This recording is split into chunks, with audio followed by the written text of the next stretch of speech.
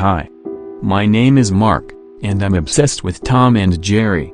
Ever since I was a little kid, I always adored the silly hijinks of the silent duo. I especially loved watching the original and Chuck Jones theatrical shorts. I hated the Gene Deitch ones though. Hell, I even remember enjoying the 1993 film and some of the direct-to-video films, like The Fast and the Furry and the Magic Ring. However, one short scared little me so much that for the rest of my life I'd always switch the TV off when it aired. The name of the short? Blue Cat Blues. I can barely recall my first time watching it, though some of it is still engraved into my brain. I remember going into it, thinking it was something that had to do with the genre, mainly jazz cats, but I just ended up disturbed, especially with Tom and Jerry's disheveled state at the end, with the train being audible. Hell, I even remember having nightmares of Tom's eyes boring into me, just peeking at me through the closet. I had to go and sleep into my parents' room for a few weeks just to get my mind off of it. Anyhow, I recently began to rewatch the original shorts, getting some of the DVD and Blu-ray sets, like the Gene Deitch collection and Chuck Jones collection. However, when I was searching on eBay for some of the Hanna-Barbera era shorts, there was a special listing that had a single film reel on it. The listing was titled, Tom and Jerry, Blue Cat Blues, Rare Extended Cut. Memories came flooding back as I remembered the short, but I shook my head in confusion. There was an extended edition? I clicked on the listing, and there were a few screenshots. Yep, lengthwise, it looked a little longer than the original 6-minute short. I saw the price and nearly doubled back on myself. It was about $5,967. Then again, it was a rare film reel. Some films were more expensive. I counted the money in my PayPal to make sure there was enough to buy, and thankfully there was, with there being about $11,374 left. Hey, being a plumber pays high. I purchased the film reel, and thankfully, I didn't get scammed, as it arrived at my doorstep a few days later. I carefully tore the tape off the pristine box, put on some gloves, and carefully unwrapped the reel from those bubble things. And lo and behold, the film was resting in my hands. It was in near mint condition, like it had never been watched before. However, I facepalmed as I remembered something crucial. I had no 35mm film projector. Like, at all. I quickly stored the film back in the box, went back on eBay, and bought up a 35mm film projector, feeling very stupid and mildly annoyed. Somehow, it was cheaper than the film itself, only being about $1,958, but I digress. After around a day, I picked the projector up from some middle-aged film enthusiast, thanked the guy for the listing, and drove back home. When I got back, I quickly put on some new gloves, to not get any fingerprints or dust on, and set the projector up, pointing it at a wall in the living room. I gently inserted the film, making sure not to damage it, then prepared some hot buttery popcorn and a cold glass of soda. Finally, when the snacks were done, I started the film then flopped onto the couch, the film projector whirring to life. The film started like normal, with the MGM Cartoons logo and the Tom and Jerry intro. Most of the film was normal, albeit a little more low quality in visuals and audio, though I just chalked it up to it being an extremely old reel, being nearly half a century old. As the film went on, I noticed that it was way less creepy and disturbing, probably because little 4-year-old me blew it in the memory department. Although, it did give a bit of a creepy feel due to the lower quality, but I digress. In fact, I quite enjoyed the short, especially the more friendly dynamic Tom and Jerry had. I can't believe I missed out on such peak cinema. I was very confused on some parts, however, mainly because I didn't recall seeing them in the short. For example, when the original theatrical short abruptly cut off to the next scene after Butch closes Tom into the umbrella, the extended edition showed Tom stumble a little, then comically fall off the edge of the building while screaming. He landed with a loud thud, an umbrella-shaped hole in the ground. Another extended scene was right after Tom's car was wrecked. It faded to a dark kitchen. Jerry tiptoed across the tables, noting the empty jugs of milk. He looked visibly distraught as the camera panned to Tom, drinking his heart and soul away.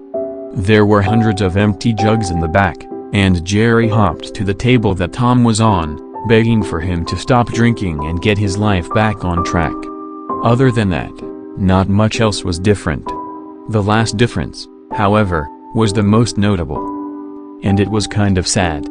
I got to where the original film would end, and Tom moved over so his best friend could sit next to him. However, there was no train noise, and the music slowly faded.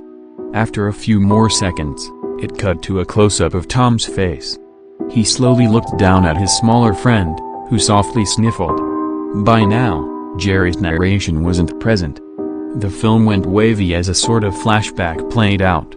It showed a younger Tom being bullied by other cats, getting laughed at as they constantly tripped him and made him feel horrible.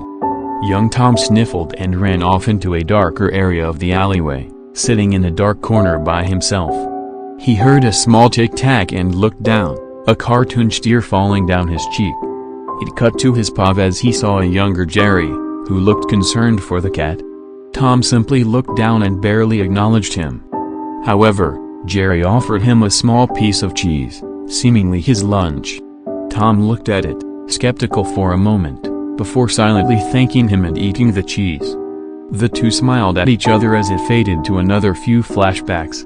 It showed some scenes of Jerry being helpful to Tom in some sticky situations, like the two teaming up against Spike the Bulldog, a few clips from the short Busy Buddies, and Jerry helping Tom gather scraps from a trash can. It transitioned back to Tom's face, although he looked much more guilty. It showed clips from earlier, of Jerry trying to help Tom, but with Tom always ignoring him or pushing him away. Tom tapped on his smaller friend's shoulder and silently apologized to him. Jerry noticed the real guilt in his friend's eyes and accepted his apology. It cut to a close-up of Jerry's face, and he smiled a little. It faded to more comedic flashbacks, seemingly reanimated from classic shorts like Jerry's Cousin, Sleepy Time Tom, and Puss Gets the Boot. The two began to laugh as they reminisced on the many memories they had. It wasn't creepy or anything. In fact, it seemed rather wholesome. After the flashbacks were over, the two hugged each other. I thought that the film would end like this, so perfect and tranquil. Maybe this would have a happy ending compared to the original. But there's a reason I'm uploading the story to this wiki in the first place. A train noise was heard in the distance as the duo opened their eyes wide, the smiles instantly fading as their eyes were bloodshot again. The idiots forgot they were on a damn train track. They both screamed as the train sped toward them. Jerry covered his head, fearing the worst. However, it wasn't him who got hit, mainly because of how tiny he was. It was Tom. The train impacted with Tom at full speed, and for a few frames you could see an X-ray of his bones cracking. Tom screamed as he was flung far away, and Jerry yelped, desperately running to catch up with his dear friend. However, as he skidded to a halt, the mouse looked visibly distraught. Tom was lying on the tracks, his body contorted beyond any living conditions. There was no blood or gore, but the message was very clear. Tom was dead. Jerry, distraught, slowly walked to his friend's corpse. It showed the cat's face, forever in a look of shock. Jerry, tearing up by now, shook his friend to get up. But nothing happened. Tom was dead. Solemn music played as Jerry curled up in a fetal position, covering his face as he cried. Eventually, the music stopped, and there was a long and uncomfortable 30 seconds of silence. Jerry stopped crying and moving altogether. At first, I thought something happened to the film, so I carefully moved to the projector. However, as soon as I started to get up, Jerry himself got up, his eyes even looking worse. They were red and puffy. Clearly, he wasn't taking the loss of his longtime friend well. The tiny mouse slowly made his way to the edge of the bridge, looking down at the calm waters. It was clear what he was going to do. He was going to jump off, end his suffering, and join his lifelong friend in whatever afterlife awaited. An iris out happened as Jerry kept staring down at the water. A simple title card appeared, saying the end. The usual MGM Tom and Jerry cartoon splash screen appeared before it faded out. The film relented, and I took some time to process what happened. That broken bar was dark. I could see why it was cut. I mean, Tom dies on screen and his corpse is shown. Nonetheless, I put some gloves back on and turned on the lights, storing the reel in a safe area.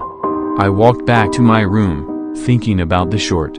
The short was certainly interesting, and I could understand why it was trimmed, probably because of how dark it was. The normal scenes were probably trimmed to cut the runtime. It's getting late, so I'll just head to sleep right now. Tomorrow I'll continue the binge watching of the original shorts. I'm almost done with the first era anyway. But after this I'm going to have to deal with my least favorite saga of all time in Tom and Jerry history. The Gene.